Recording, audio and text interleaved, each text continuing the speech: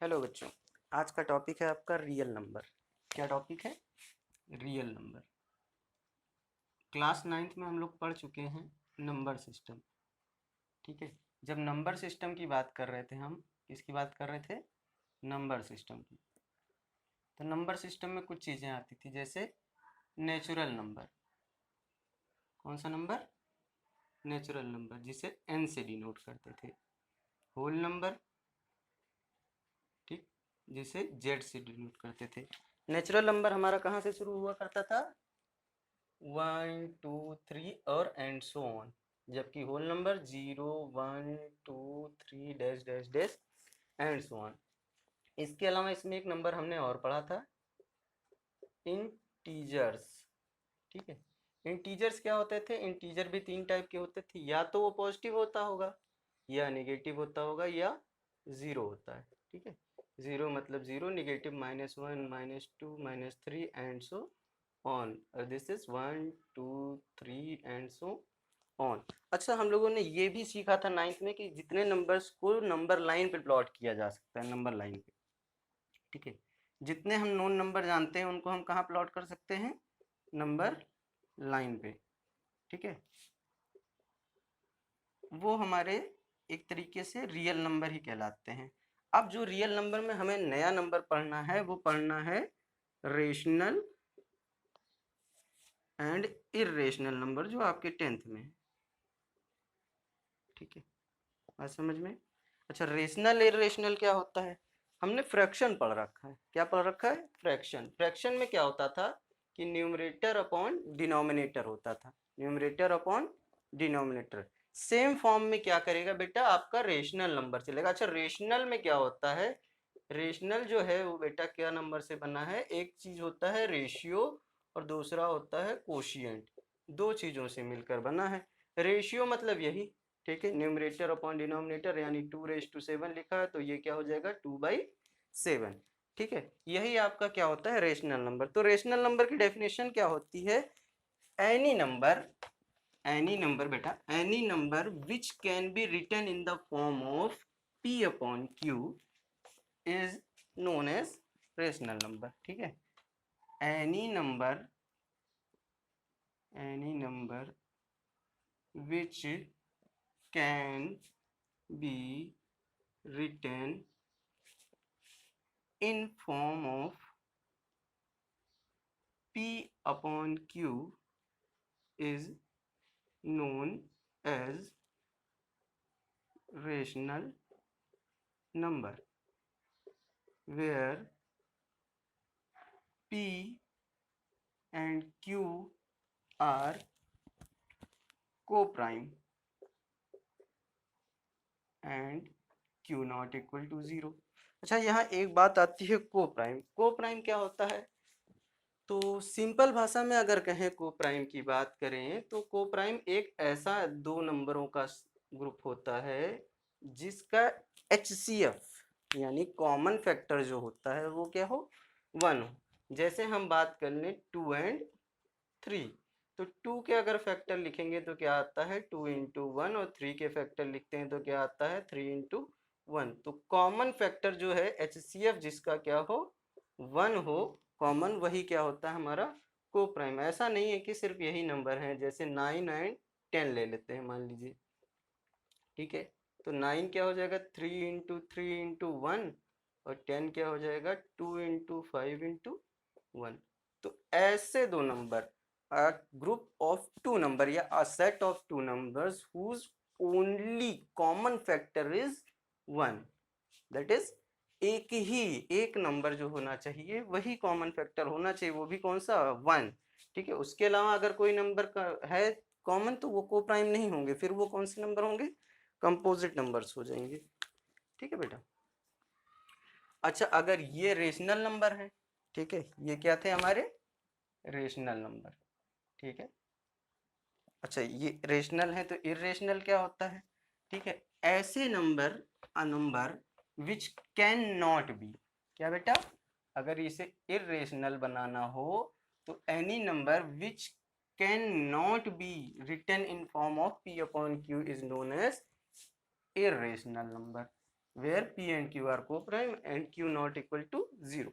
ठीक है, ज़्यादा कुछ खास अंतर नहीं है, लेकिन अगर हाँ रेशनल के और इरेशनल के डिफरेंसेस की बात करें तो रेशनल नंबर अगर ले लेंगे तो रेशनल और इरेशनल। ठीक है, रेशनल में क्या होता है, रेशनल वो जिसे पी अपॉन क्यू के फॉर्म में लिखा जा सके यानी फ्रैक्शन में, इरेशनल वो जिसे पी अपॉन क्यू के फॉर्म में ना लिखा जा सके। रेशनल में क्या होता है बेटा, एग्जाम्पल लेते हैं, 1/2 भी एग्जाम्पल है, 2 भी है, 0.03 भी है और 7/5 भी है। ठीक है, इस तरीके से एग्जाम्पल। अगर इरेशनल की बात करें तो 1/√2, यानी जिसके डिनोमिनेटर में क्या आता हो बेटा, रूट। क्या आता हो, रूट। रूट के टर्म्स आते हैं वो भी क्या होता है, हमारा इरेशनल नंबर होता है। या 0.10110111101110। ठीक है, जहाँ डेसिमल क्या हो, नॉन रिपीटिंग हो, मतलब रिपीट ना कर रहा हो, वो भी क्या होता है, एक इरेशनल नंबर। पाई, पाई भी क्या है, एक इरेशनल नंबर है। ठीक है, तो यहाँ तक की बात हो गई। ठीक, अब जो अगला टर्म हमें पढ़ना है वो पढ़ना है यूक्लिड डिवीजन लेमा।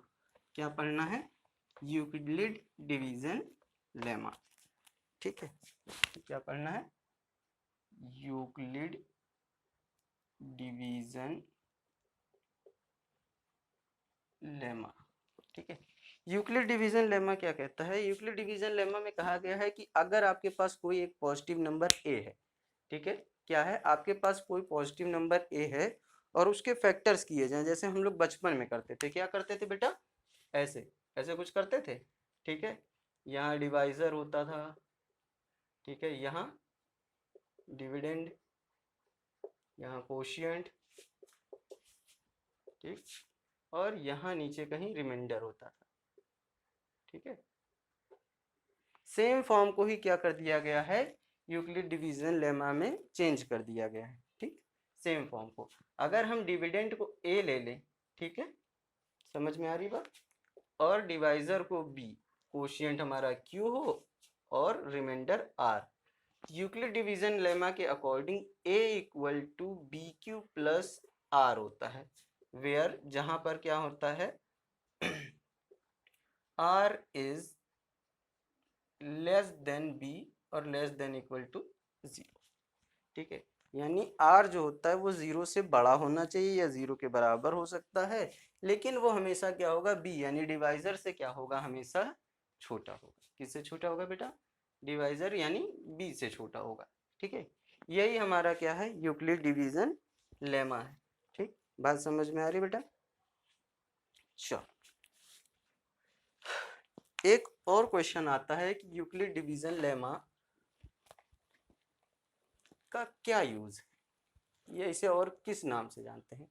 तो यूक्लिड डिवीजन लेमा जो है बेटा, इसको हम लोग लॉन्ग डिवीजन मेथड के नाम से भी जानते हैं। किस नाम से जानते हैं बेटा, लॉन्ग डिवीजन मेथड के नाम से जानते हैं। चलिए कोई क्वेश्चन कर लें अच्छा सा। ठीक है,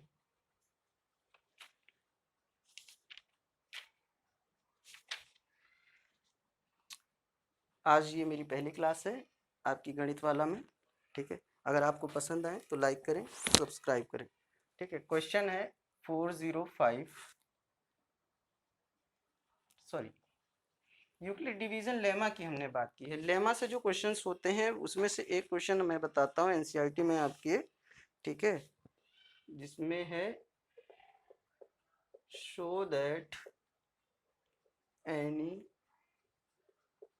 positive integer is of the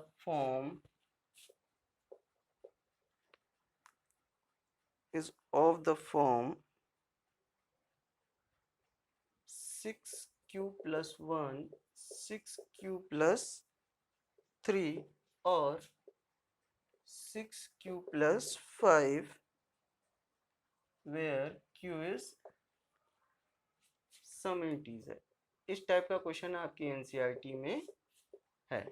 ठीक, कैसे करते हैं, ये क्वेश्चन आपकी यूक्लिड डिवीजन लेमा से होंगे, एल्गोरिथम से नहीं बेटा, अभी एल्गोरिथम के बारे में हम आपको बताएंगे। ठीक है, तो चलो इसे करते हैं। ठीक है, क्या चाहिए, 6q+1, 6q+3 और 6q+5। ठीक है, बात करें, चलो लिखते हैं, let a be any positive odd integer, odd नहीं लिखते हैं, इंटीजर है ना, वेयर, ठीक है, b इक्वल टू क्या है, 6। b 6 है तो क्या होगा, अकॉर्डिंग टू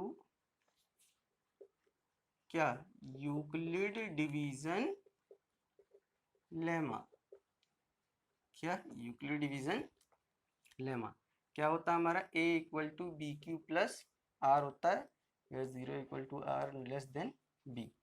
ठीक है, अब हम a तो हमारा a ही है, लेकिन b क्या है, 6। अब जैसे ही b 6 लेते हैं तो क्या हो जाता है, 0 less than r less than 6, यानी r की जो पॉसिबल वैल्यूज हैं, ठीक है, तो r की पॉसिबल वैल्यूज क्या है, 0 1 2 3 4 5, इतनी वैल्यूज होंगी। ठीक, अब r की हर वैल्यूज के लिए हम लोग क्या करेंगे, इक्वेशन को चेक करेंगे। ठीक है बेटा, चलो, वेदर इट इज ऑड और इवन। ठीक, चलो पहला case, when r equal to 0, a equal to क्या हो जाएगा, 6q प्लस r रहेगा, तो r 0 तो 6q। ठीक है, अब इसको कैसे लिख सकते हैं, 2 इंटू 3q। अब अ नंबर जिसमें 2 आता है बेटा, जो नंबर 2 का मल्टीपल होता है वो हमेशा क्या होता है, इवन नंबर होता है। ठीक है, इवन नंबर, आपसे पूछे इवन क्यों है, क्योंकि ये 2 का मल्टीपल है। ठीक, व्हेन r इक्वल टू 1, तो क्या रखेंगे, a equal to 6q plus r equal to क्या हो गया, 6q+1। अच्छा, कोई भी नंबर जो 2 का मल्टीपल हो, अगर उसमें 1 ऐड कर दिया जाए, यानी एक इवन नंबर हो और उसमें 1 ऐड करें, तो वो क्या बन जाता है, हमेशा ऑड। जैसे देखिए 6q+1 है, अगर हम q की वैल्यू 1 रखते हैं, ठीक, तो ये क्या आ जाएगा, 7। अगर q की वैल्यू 2 रखेंगे तो क्या आ जाएगा, 13। यानी हम q की कोई भी वैल्यू रखें तो हमें कैसा नंबर मिल रहा है, ऑड नंबर। कैसा नंबर मिल रहा है, ऑड नंबर। ठीक है बेटा, चलो एक क्वेश्चन और, when r equal to 2, a equal to 6q plus r, तो यहाँ क्या हो जाएगा, 6q+2। अगर दोनों में से 2 कॉमन निकाल लें तो यहाँ क्या आ जाएगा, 3q+1। अब मल्टीपल ऑफ 2 है, इसका मतलब ये क्या होगा बेटा, इवन। कैसा नंबर होगा, इवन। ये कैसा नंबर है, इवन नंबर। ठीक है, चलो यहाँ तक हो गया। चलिए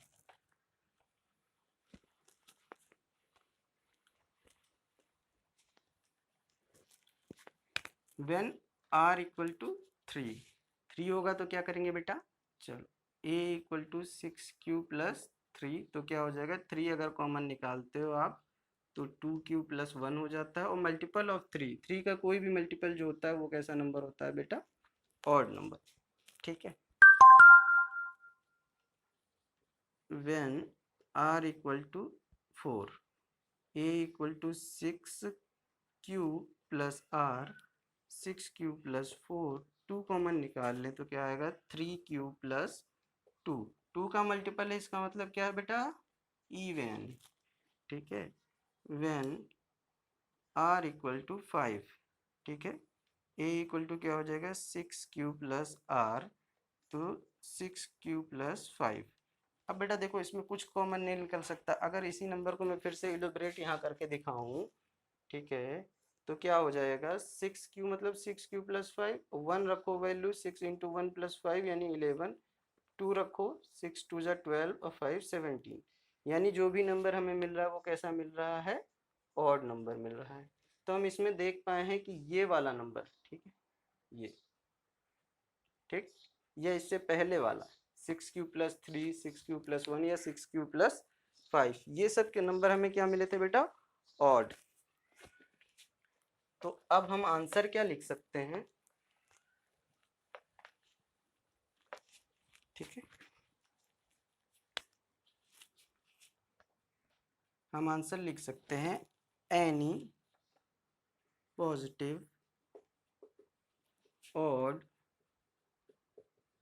integer is in form of 6q plus 1, 6q plus 3 or 6q plus 5 where q is some integer। बात समझ में आई बेटा? ठीक है, सिंपली इसी तरीके से आपके में एक क्यूब वाला क्वेश्चन है, एक स्क्वायर वाला क्वेश्चन है। ठीक है, अगली बार वो भी करा देंगे। अभी फिलहाल बात करते हैं यूक्लिड डिवीजन एल्गोरिथम की। ठीक है, किसकी बात करेंगे बेटा? Euclid division algorithm. अच्छा, एल्गोरिथम क्या है? ठीक है, यूक्लिड डिवीजन लेमा का ही एक पार्ट है, यूक्लिड डिवीजन एल्गोरिथम। ठीक है, यूक्लिड डिवीजन एल्गोरिथम क्या है? एक मेथड है बेटा। क्या है? एक मेथड है जिससे हम क्या निकालते हैं? HCF। ठीक है, ये क्या है? एक मेथड है। यूक्लिड डिवीजन एल्गोरिथम क्या है? एक मेथड है जिससे हम किसी भी चीज का क्या निकालते हैं बेटा? HCF निकालते हैं। ठीक है, कैसे निकालते हैं वो हम आपको अभी बताते हैं। ठीक है, चलो अगर मान लो यहाँ दो नंबर ले लेता हूँ 25 एंड 100। ठीक, दो नंबर है हमारे पास। ठीक, अब जो बड़ा नंबर होता है, यानी इसको निकालते समय आपके पास एक नंबर ए होना चाहिए, दूसरा बी होना चाहिए। ठीक, अब यहाँ क्या है? बी ग्रेटर देन ए। ठीक, बात समझ में आ रही है? ठीक, अगर इस नंबर को और सही से मैं लिखूं, ठीक, यानी 125 लिखूं ऐसे, तो ये ए होगा, ये बी होगा। यूक्लिड डिवीजन लेमा क्या कहता है? A equal to B Q plus R, यही है हमारा। ठीक है, बात समझ में आ रही? ठीक, यानी 100 को हम क्या लें यहाँ, और बी क्या हुआ? 25। ठीक, 25 क्या था? अभी मैंने आपको बताया था कि 25 यानी बी क्या होता है? डिवाइजर। यहाँ 100 हुआ। ठीक है, अगर 100 ना लें, ठीक है, कुछ ऐसा लेते हैं जो डिविजिबल ना हो, 170, ताकि आंसर आए।